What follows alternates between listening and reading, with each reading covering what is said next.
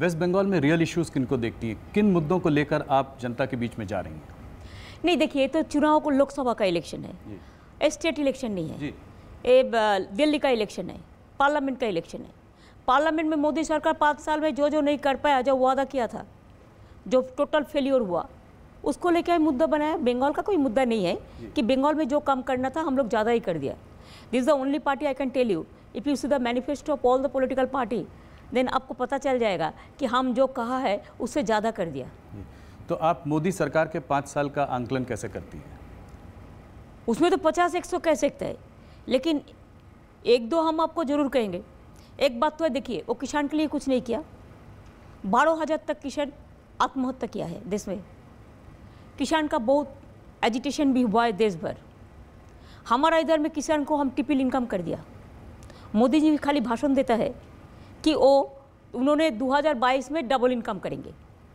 हमारा जो किसान का ज़मीन है, हम म्यूटेशन फीस मुकुब कर दिया।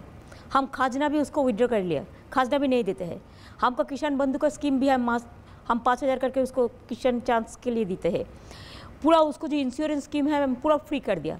उसके बाद एक भी किसान का आदमी मर जाता है, किसान परिवार का, तो हम 2 लाख करके उसको भी इंश्योरेंस कर दिया। लेकिन मोदी जी ने किसान के लिए कुछ क्यों नहीं किया? ये एक मुद्दा, बहुत बड़ा मुद्दा है किसान का, कि हमारा देश में अभी भी ज़्यादा देश किसान का ऊपर, मजदूर का ऊपर हम निर्भर करते हैं। दूसरी बात यह है, बेरोजगारी बहुत बड़ा है, 45 ईयर्स में हाईएस्ट।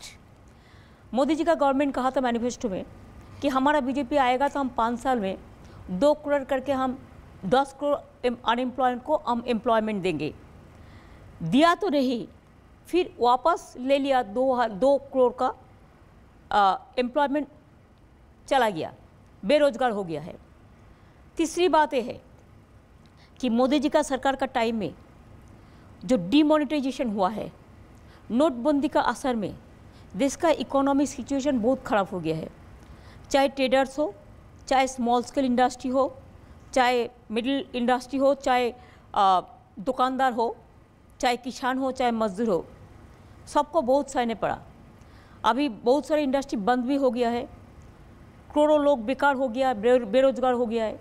इसको करने का कोई मतलब नहीं था। उन्होंने कहा था हम डिमोनेटाइजेशन करते हैं, हम टेररिज्म का खिलाफ में एक काम पे आएंगे, लेकिन कुछ तो नहीं आया। टेररिज्म तो 260% बढ़ गया देश में। ये बात भी है कि उन्होंने कहा था कि हम ब्लैक मनी फॉरेन से ले आएंगे और सबको पॉकेट में 5 लाख करके, 15 लाख करके दे देंगे।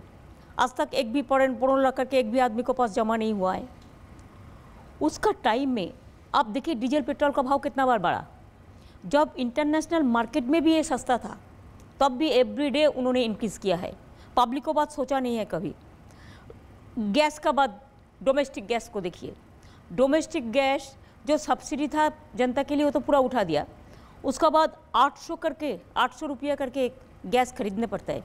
अगर एक गरीब जनता 800 में गैस खरीदेगा तो उसको और क्या खरीदेगा, कैसे चलेगा ज़िंदगी? तो ऐसे बहुत सारे चीज़ है। आप करेंगे उज्ज्वला, जनधन, उजाला कुछ नहीं हुआ है ये यहाँ पे इसका कोई असर नहीं देखते। अरे इधर का बात नहीं है, पूरा देश में पकड़ो। उजाला क्या करेगा? एक चुल्ली देने से हो जाएगा? उसको तो हर महीना में गैस किनने पड़ता है, वो तो फ्री में नहीं मिलता है। कहाँ से खरीदेंगे 800 रुपया का गैस? और उजाला ये सब दिखाने के लिए है, काम पे कुछ नहीं है। हम क्या चाहते हैं, गरीबों के लिए अगर कुछ करना है तो गरीबों को भविष्य के लिए वो बेनिफिट एवरीडे मिलना चाहिए। एक दिन मिलने से कुछ नहीं होता, एक दिन मिलने से 365 दिन कैसे चलेगा? धनजन क्या हुआ? धनजन में तो इन्वेस्टिगेशन होना चाहिए।